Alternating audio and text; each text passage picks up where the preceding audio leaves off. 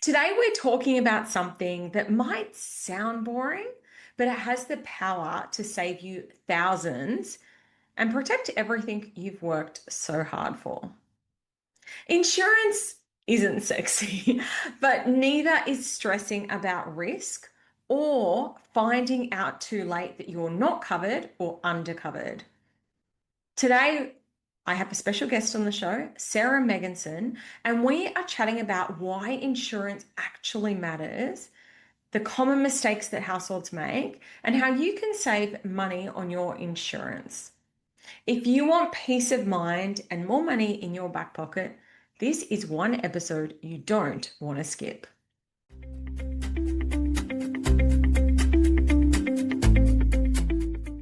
Just a quick note before we dive in. Everything I share on this podcast is general in nature and does not take your personal circumstances into account. I'm not a licensed financial advisor, and nothing you hear on this podcast should be taken as personalized financial, business, taxation, or investment advice. Before you make any financial decisions, please seek guidance from your accountant or a qualified licensed financial advisor who understands your specific situation. Sarah Megginson, money extraordinaire and a dear friend of mine. I'm really excited to have you on the Intentional Money Show. Welcome. Thank you for having me. I feel like we should warn everyone that we are going to gas bag and go on lots of tangents. Yeah. We're like an octopus. We go in lots of ways, but it'll be hopefully really informative for people. I just had this moment where I realized I don't have your official bio. But you absolutely are a money expert. You're on the news. You are very prolific when it comes to having lots of different conversations about money. So can I get you to introduce yourself officially to the listeners? Absolutely. So my day job is working for a financial comparison site called Finder, and we're the place that you go to compare all your bills and save money. So absolutely my jam. I love helping people save money and spend less on things that you need. Like, if you're going to spend money on electricity, you might as well spend the least amount you can get away with. So I'm one of our media spokespeople, so I do a lot of media interviews. Just before this, I was with Channel 7 and I'm doing radio this afternoon. So that is like one of the best parts of my job. I love getting to talk about that stuff because, side note tangent, only 25% of money conversations in the media are with women. 3 out of 4 of them are men. So I love being able to put a little female face on it and help women connect with this stuff. So that's, largely what I do. I talk about money a lot. My goal is to help people figure out how to make money fun. And it's such a source of stress for so many people. And I don't say that in a way that's trying to, what do you call it? Like undermine or trivialize how stressful it is. I grew up in a family where we didn't have money, and I just know how much stress it brings to the family. So I love helping people start to figure out how to connect the dots and make it less stressful. I think it can be really life-changing. That's me. And also, you are an author of multiple books. Oh yeah, I forgot. I got a new book coming out, which is very exciting. I got a book I've written called How to Raise Rich Kids, which is all about setting your kids up for financial success, even when you're not rich yourself, which I think is really important. Like, you don't have to be wealthy for your kids to have solid financial foundations. And it's not about like giving them a silver spoon or taking away challenges for them. It's just helping give them a foundation of financial security so that they can go on to have a really curious and adventurous life. Yes, and I'm going to get you back on the podcast when this book comes out so that we can have a bigger conversation about kids and money. And the reason that you and I met actually is because you were the ghostwriter on my book, Intentional Profit, which means that you were the perfect person to be doing that, because I had no idea what I was doing when it came to writing my book.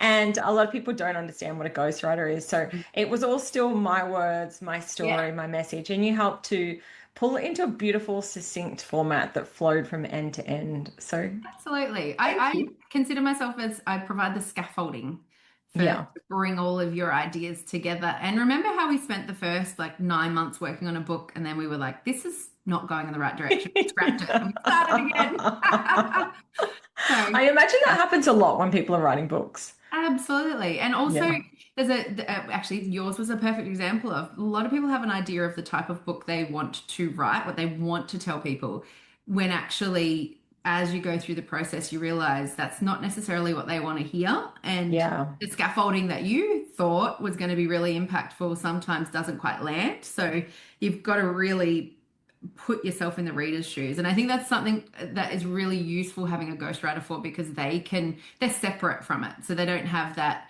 that emotional connection to what it is. They're just like, what's the reader going to get out of it? And in fact, every person I've ever worked with, I say, imagine where 18 months from now you're holding your book. Who is that reader and what are they thinking and feeling? That's a really good way to clarify what your message is. Yeah. And you're Yeah. so very good at it. No, thank you. So the reason I brought you on the podcast today, it doesn't sound super sexy, but it is super important because I wanted to talk about insurances. And I know that you're a bit of a guru in this space. So I wanted to be able to share with the listeners what insurance is, how to find the best insurance, do you even need insurance? And I thought you were the perfect person. So I think a great place to start is like maybe like what are the different kind of Mm. insurances that are out there?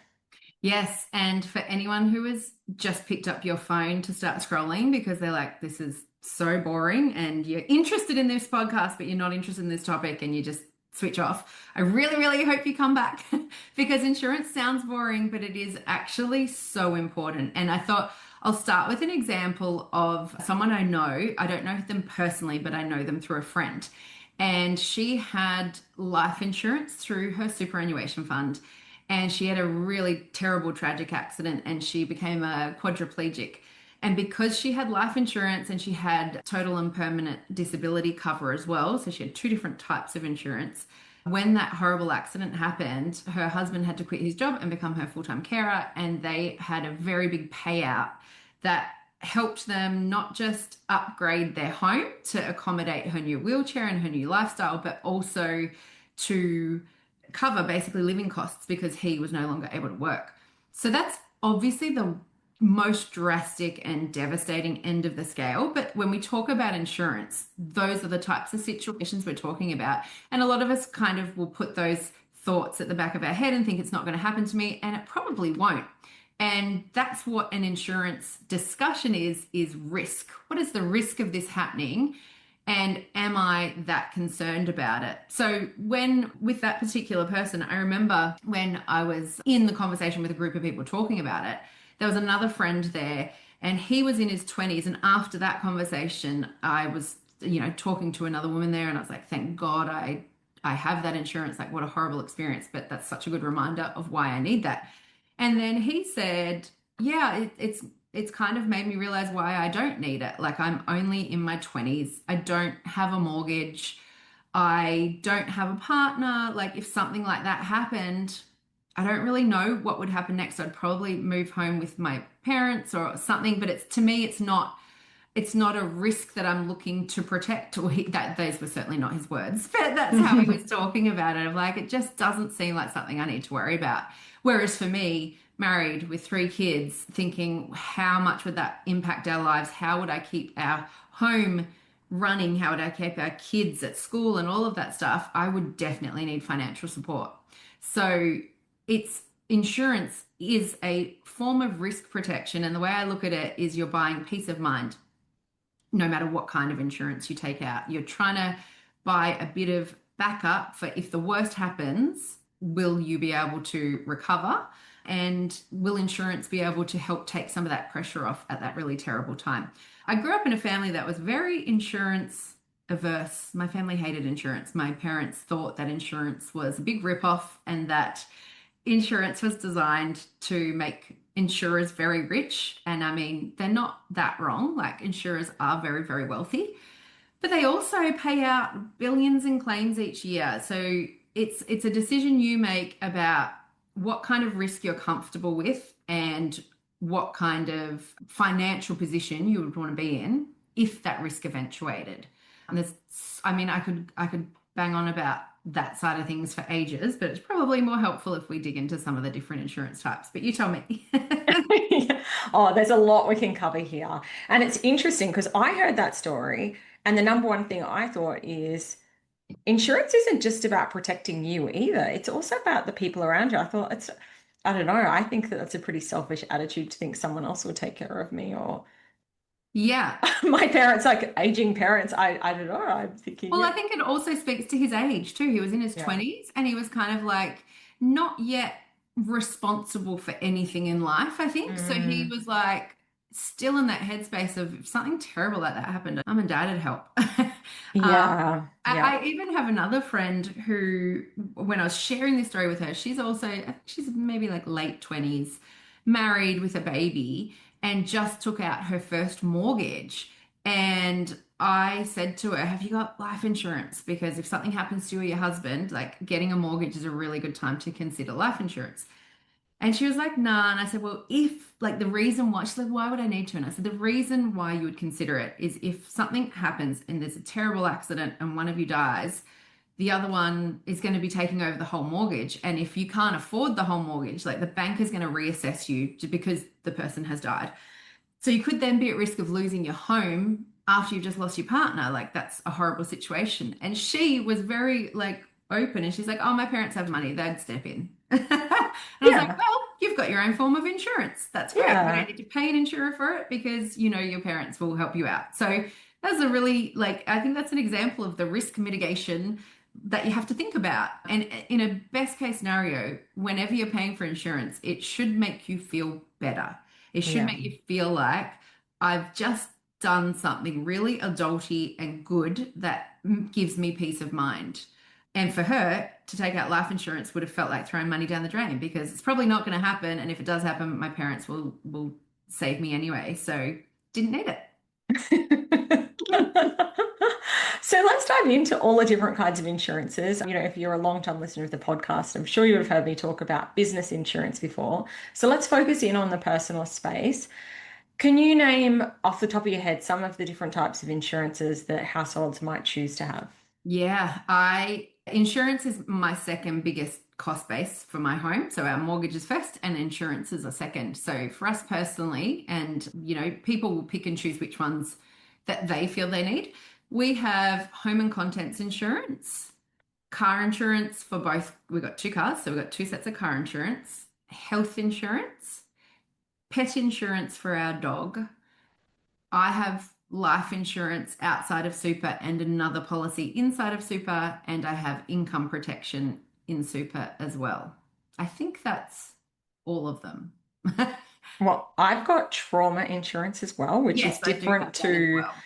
income protection and TPD. So Yes. maybe if you could explain what the difference is Yeah. between. And trauma insurance, I actually only took out last year because I didn't quite think it was enough of a risk before that. But then I knew so many people who claimed on it that I went, this is actually a pretty good idea. So trauma insurance, it's also known as critical injury insurance, and that is a payout you get if you have a major accident or diagnosis of an illness. And so I know three people in the last few years who have had a cancer diagnosis, but they've been fine. And what I mean by that is, you know, I've lost my dad and my father-in-law to cancer, and both of them had a really awful run of it where they got diagnosed, they had treatment, and they passed away.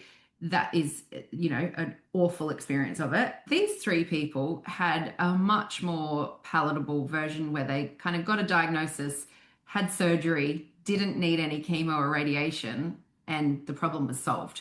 And they got payouts. I think one was 90,000, one was 130,000, and one was 150,000. So you get that payout as a lump sum of cash to help you deal with the situation. And it's designed so that you can take time off work and pay for surgery and pay for your medical care. But it's just cash that lands in your account. So, you know, if you've got health insurance and you don't have big health out of pocket costs, and if you can return to work pretty quickly, you can end up with a decent like financial windfall from that type of situation. Yeah, I had the same experience. A friend of mine got diagnosed with cancer and he did have to go through chemo, but getting that cash was just so necessary during that period of time because you never know. Like that's the Mm. thing is you don't know if this is going to turn into this enormous battle where you are unable to work or your partner's unable to work. Unfortunately, it can be such an unknown thing with Mm. cancer. And same after that experience, I went and got trauma insurance as well. It's not cheap. No. Um, but again, when the unthinkable happens, it's there. Another kind of insurance that a friend of mine has, so she's a single mum and she has insurances for her children. So if her children were to die or to get some sort of major illness, she would then have the capacity to be able to grieve or to Mm. be there to support her children through their illness and wouldn't have to be, well, I'm a single mum, I've still got to get up and go to work. And yeah, even though I didn't personally get it, I thought that was a really interesting insurance that I Yeah. hadn't heard of as well. I think what that perfectly highlights is the need and the kind of intention behind insurance. Like if I was a single mum, that would give me so much peace of mind, hoping that I will never in a million years have to claim on it. But if I do, I have a financial backstop that means I can be off work while I'm caring for a child or off work while I'm supporting my other kids and dealing with whatever that situation throws at you. And when we go back to the trauma insurance before, as you said, it's not cheap. I actually got it for myself, but I didn't get it for my husband. Reason being, I'm the primary income earner in our family. So financially, if he was sick or got a diagnosis, if I could keep working, which, hopefully I would be able to because my work life is quite flexible, losing his income wouldn't impact us as much. Losing my income means our whole family would be impacted. So that's where you really, I think, look at insurances and decide what the risk, what your risk tolerance is. It doesn't mean that you have to get everything. And it should be ideally something that is quite, I wouldn't say a positive experience, but you should leave it feeling, and when I say leave it, I mean you should arrange insurance and feel like it's like going to the dentist. I've had my checkup, my teeth are good, I don't need to go back for 6 months or 12 months. That's the feeling I would love for people to have around insurance. Like I've got my house insurance sorted for the next 12 months. Don't just let it set and forget because you will end up paying way more than you need to. And I'll talk about home insurance specifically in a moment there. But every 12 months, I mean, in a perfect world, I've been meaning to do this for years of just getting all of my insurances to renew at the same time so that I just have this one weekend a year where I just renew them all and compare them all. At the moment, it's like every month or two, there's another one due that I need to compare. But I'm the type of person that compares every year because it's very rare that I don't get a better deal. And home insurance is a really good example. In the last 5 or 6 years since COVID, construction prices have gone bonkers. And the cost of rebuilding your house after an accident has gone through the roof. So the house that I live in, I bought it 14 years ago. We used to have it insured for 400,000 to rebuild. It's now insured for 1.25 million to rebuild. Nothing about the house has changed. It's just the cost of, that's tripled. The cost of trying to replace it has tripled. So our insurance premium has gone up a ton in that time too. And every year when I get the renewal, I would say there's only been once in the last 5 years that I haven't moved. There was one time I got the renewal and it went up about just under 10%. And when I shopped around, that was still competitive. Every other year it has gone up between $1,000 and $2,000 a year. And I've shopped around and I've gotten it cheaper. And for me, with home insurance, it's something that I'm hoping I never have to claim on, but I would not sleep comfortably if I didn't have a really comprehensive policy. Our policy covers flood, even though where we live is very unlikely to get a flood, but it covers all the things. I live on the Gold Coast, so the cyclone we had recently has unfortunately changed our risk profile for everyone, which means all of our insurances went up after that. But, that's the power of shopping around and comparing because every month or every year, sorry, not every month, thank goodness, but every year, your policy will get repriced by your insurer. So even though you're an existing customer, it's almost like they look at you brand new again because they go, all right, it's been 12 months. It's now going to cost, it was going to be 1.25 million. It's now going to be 1.3 million if we had to rebuild. And, you live in an area where there was a cyclone. So now your risk rating has changed and you're a year older. So your risk, has changed. And all of these different things get priced into it. So the price that you pay will change every year. You should always expect it to increase. Something slightly sneaky that insurers often do is increase your excess every year without you asking them to. They just nudge it up a little bit. And the reason they do that is because the higher excess, the cheaper the policy. So that's a sneaky way of them not showing you exactly how much higher the policy is. So, for example, my home insurance normally has an excess of $1,000. Last year, when the policy renewal came through, it had nudged up to $1,200, and the cost of insurance had gone up 2 grand. So, if that actually kept that excess at 1,000, the increase would have been even higher. So, they nudged the excess up a little bit just to, soften that increase a little bit, which I find a bit misleading.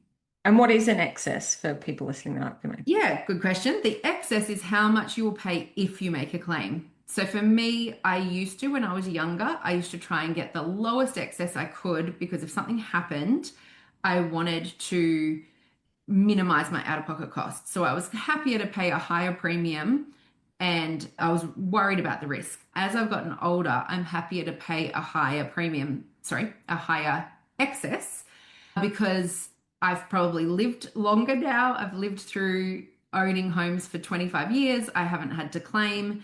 So I now would prefer to pay a $1,200 or $1,500 excess if I'm having a $30,000 claim than pay more each month for something that probably I won't need to pay for.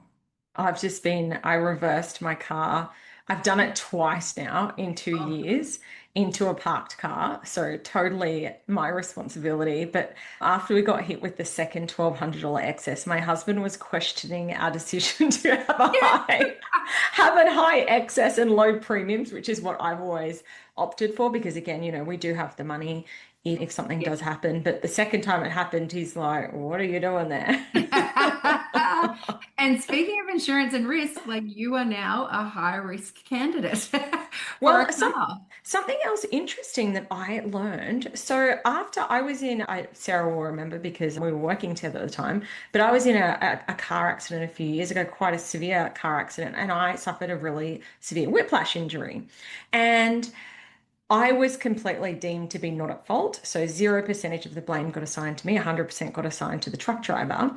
But my insurance premiums went up.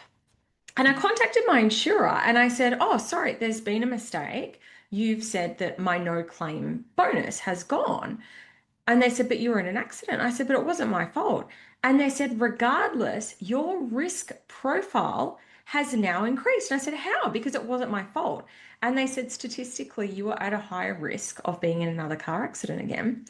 And I was so confused and Mm, angry and frustrated. I thought, I'm already suffering this injury. mm. And I got in another car accident 3 months later. Again, Oh, 100% not my fault. I literally got rear-ended again. And I thought, what? What are the chances? And they're no. like, it doesn't matter that it's not your fault. We just look at the statistics. And Mm. so our premiums had gone up, even though I personally hadn't made a claim, the other party had, but it still affected my risk profile. Isn't that crazy? Yeah, and it seems really unfair.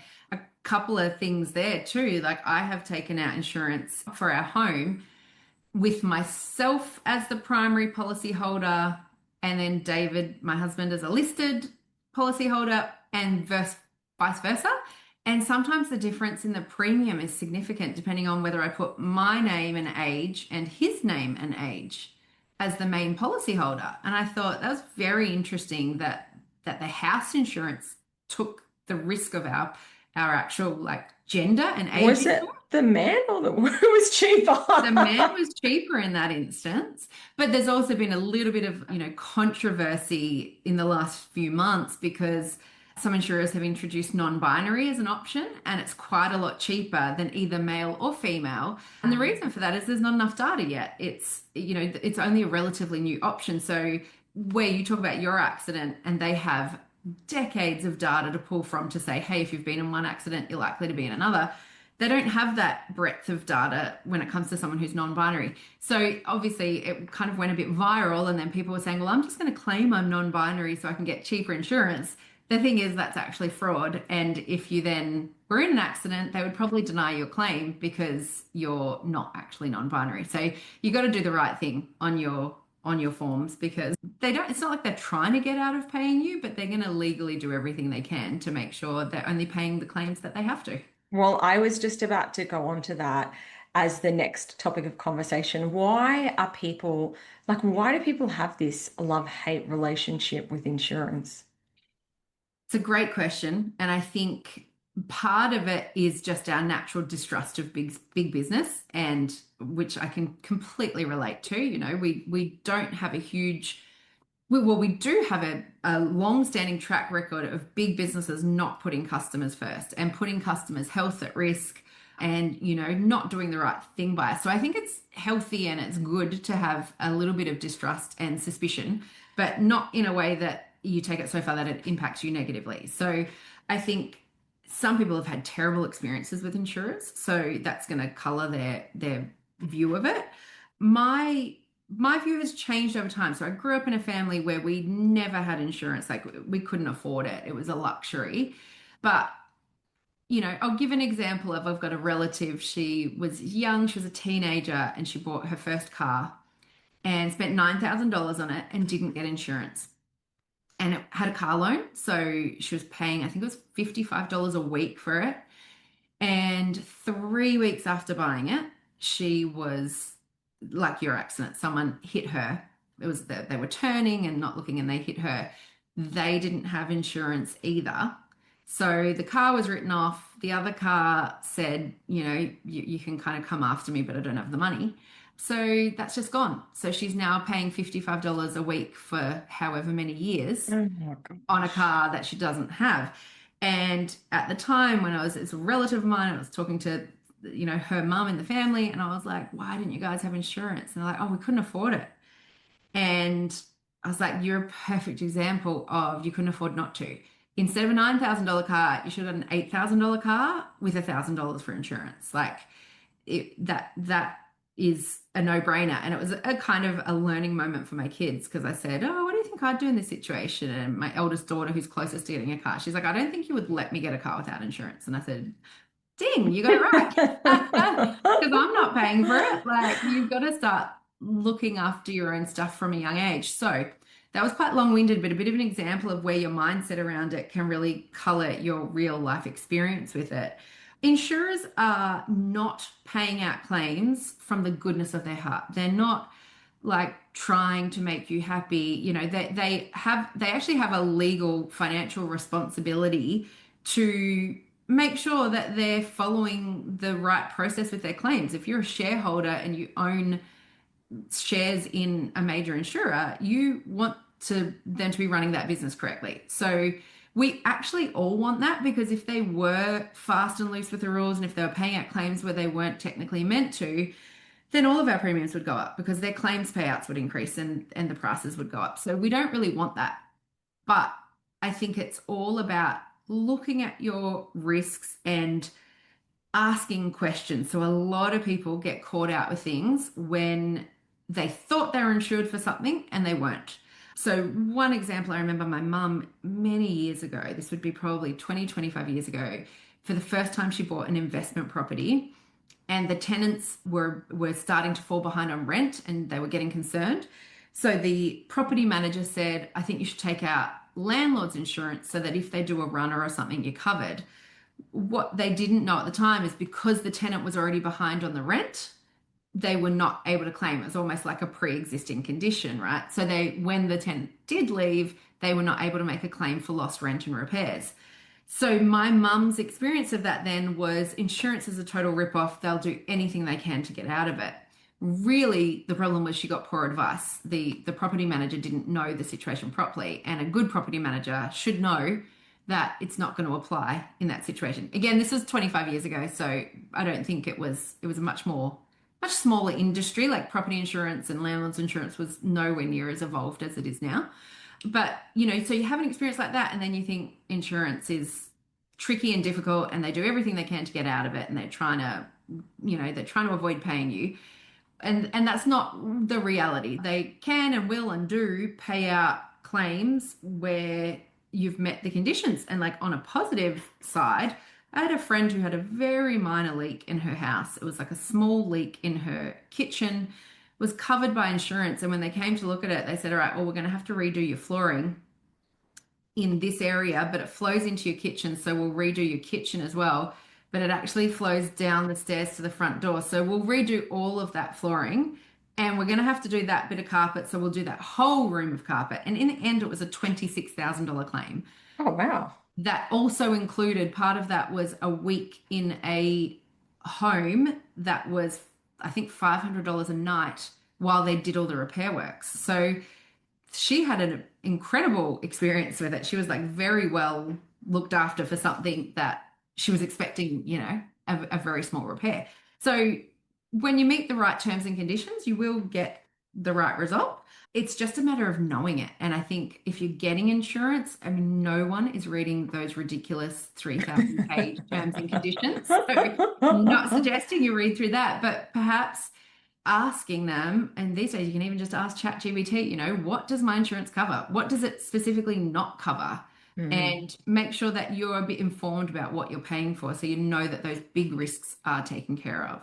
Yeah, for sure. I've been definitely bitten by that. Yeah. I had a camera, this is many years ago when I was traveling, and when I then went to claim it, they said we need to have a police report within 48 hours of the camera being missing, which of course I was in a different Yeah. town by this stage. I hadn't been to the police, and I'm like, but it's clearly missing. Mm. And yeah, I hadn't met their criteria. So, And then, like, I sound like a total shill for insurers. I promise I'm not. But I can understand why they have those rules too, because otherwise everyone is saying, yeah, I lost my phone, I lost my camera. Like, most people are pretty legit and they're not going to go and file a police report in another country for a phone they didn't actually lose. yeah, So they're yeah. just trying to put those safeguards in place. And I say this as someone who's had the same experiences. I've had travel insurance knocked back for ridiculous things. Or I remember my son once got croup in Fiji and I had the cost of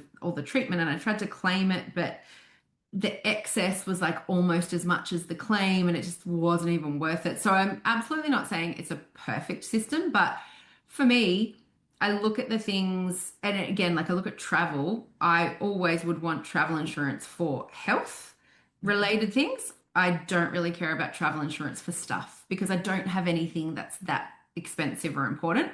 Whereas younger people, like the research shows that younger people much more interested in travel insurance that covers their phone and their laptop and their computer and their baggage, and they're way less concerned about their health. So it's like just about, because they're probably, you're in your 20s, you feel invincible.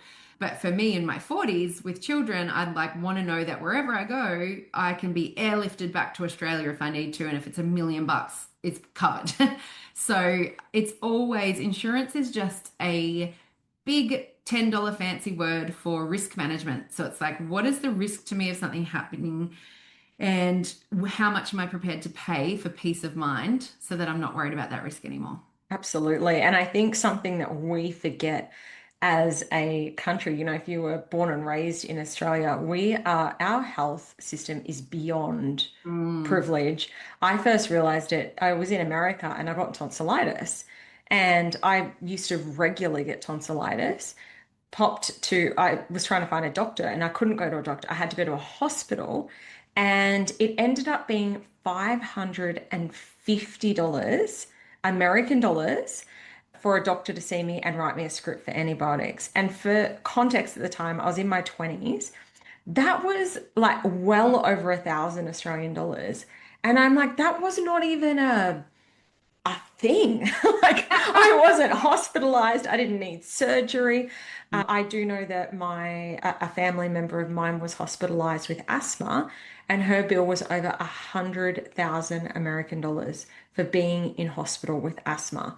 Thankfully, she had insurance, but if you think things can't happen, it can happen, and overseas the costs can be a lot more than they are here. Yeah, the health system in America is so very broken. And I know the Australian health system is not perfect, but we've been very lucky with, critical care. I've had a miscarriage that I dealt with through the public system, and I got everything dealt with completely for free, like surgeries and appointments. And my dad's entire cancer treatment was through the public system for free. And it was 4 years worth of chemo and oncologists. And I remember at one point he needed a specific type of chemo, and the oncologist said, I'm just going to have to go to the board and ask for approval because this particular chemo is, I think it was $9,000 a month. And he said, your dad was over because he was 75. He said he's over the age range. Like they also look at it as callous as it sounds, but they look at it and go, are we going to get the best return on investment giving $9,000 chemo to a 75-year-old, or should we be saving it for an 18-year-old? They got approval, and he had, I think it was 7 months of that. It was tens of thousands of dollars worth of chemo treatment he got for free. And then I've had some other really good experiences in the private system too. But health insurance is something we probably need to do a whole other discussion about it. It's actually very different in Australia in a good way. It's called community rated, which means it's not based on your specific risk profile the way that all other insurances are. So I would pay the same for my health insurance as a healthy 44-year-old in Queensland. The only thing that changes it is your state, but I would pay the same as a 85-year-old full-time smoker with kidney disease. And you'd pay the same as a 21-year-old. No matter what your situation, we all pay the same, which is brilliant because it means that the older people, so people who are in their 70s and 80s and have health insurance, are not having to pay thousands of dollars a month for cover. They're still paying, $200, the same as us, or depending on your income. It's so complicated though. Health insurance in Australia needs a massive overhaul, but the basis of it is really, it's really quite good. From my perspective too, I really like living in a community where we look after each other in that way. So the younger Australians are, we are, what do you call that? Where we're like bankrolling it, subsidizing. Yeah. Younger Australians are certainly subsidizing the care for the older Australians, but I'm perfectly happy to do that so that it means that people, myself and people I love as we get older, are not going to be priced out of health insurance if we want it. Yeah, unlike Yeah. trauma, because I know, like my experience having a family history of cancer, my profile was significantly higher, and therefore my premiums are significantly higher than other people because that's a bit different to the Exactly. mainstream private healthcare. Yeah, every other insurance in Australia is very much risk. And, the more data we have now, it's kind of insane Yeah. how much data they can put together on you to price your risk. Absolutely. I mean, there's a whole other conversation about the privacy implications, but I do know that overseas, that companies were providing people's driving data to insurance companies against their knowledge or will. And so, yeah, my understanding, there was a legal case around the implications of that. But obviously, insurers would pay anything for that kind of money because data gives them, it's Yeah. all data, it's all statistics. And when I was younger, I actually did a defensive driving course. My insurer at the time sent us on this defensive driving course for free, which was really cool because we were on like skid pans, and yeah, it was a fun day. But they found that statistically, if they put young people into these programs, that their risk of having a car accident was lowered. And I remember at the time hearing that the average male in Australia had 3 car accidents by the age of 25. And I Whoa. thought that was insane. And then I've chatted to a few men in my world, and I found out that that seems to ring pretty true. Yeah. Fascinating, isn't it? And there's actually an insurer in Australia who, when you sign up with them, they send you out sensors. I was with them for a couple of years. They send you out sensors that you put in your kitchen, your bathroom, and the front door. And the sensors look for damp and mold. And there's another risk they try to find too, because they found that the biggest claims they get in health and in home insurance are related to hidden floods and hidden leaks. So they try to find evidence of them really early so that it's an early, quick repair rather than, like my friend, a small repair that ends up being a huge repair job. And so if you install these sensors, they give you a discount off your insurance because it minimizes their risk of a payout. So there's some clever things happening with the data and things, but I'm sure there's people listening now who are still like, no, it's a rip-off and I don't want it. And that's totally fine. If that brings you peace of mind and you're not concerned about the risks, then good for you. Yeah, I know that my dad had a negative experience. He lost his house in the 2011 floods and his Oh, insurance didn't cover it. And so since oh, then he hasn't had insurance. But his risk mitigation strategy is, well, firstly, he now lives in a very high apartment. But also what happened at the time was that people chipped in and gave him furniture. So he never actually replaced. He just had got secondhand things. yeah, And he's like, I actually realized I don't care about stuff. And he's yeah, like, so if I lost everything, I'd already lost all his photo albums and all of that yeah, sort of stuff anyway. And he said, if it's just stuff, well, I don't care about it. And again, he has the money that he could just replace or buy really cheap or be gifted. So yeah, everyone's got their own decisions that they need to make about this, and it's absolutely. got to be aligned with your money values. And look, I know that people are listening to all of this and they're like, well, we haven't really answered the how. I am actually having Sarah as one of the guest speakers in the Intentional Money membership. And when Sarah comes and speaks inside, we're actually going to go into the how because we haven't really had the opportunity. The time Mm. has just flown to go deep into, well, how do you actually go and get the best deal on insurance? Where are the places that you go? How do you actually go about doing it? So we will be covering that inside the Intentional Money membership. So if you do want some help to save money, Sarah, I know in your content I've seen before, people can save hundreds, thousands of dollars on their insurance by finding the best deal. She'll be sharing more about that inside the membership.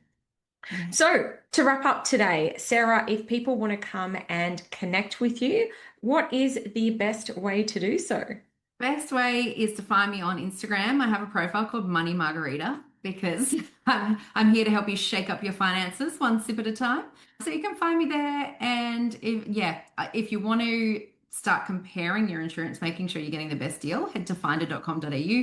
We have all sorts of offers there, and sometimes we give away gift cards too. So when you get a product with us, you get like a Visa gift card worth a few $100. So some good savings to be had.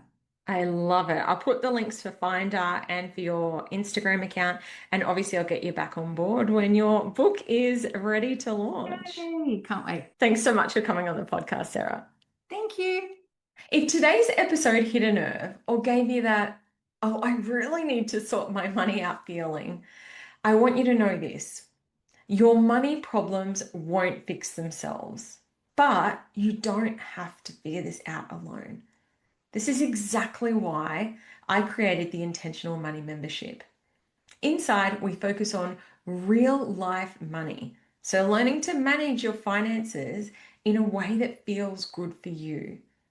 You'll learn how to manage your money with intention, make confident decisions, build wealth, and finally feel calm instead of stressed when you open your banking app. It's practical and supportive and designed for people like you.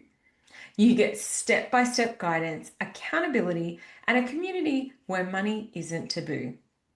If you're ready to stop winging it and start feeling genuinely in control of your finances, click on the show notes and join the Intentional Money membership.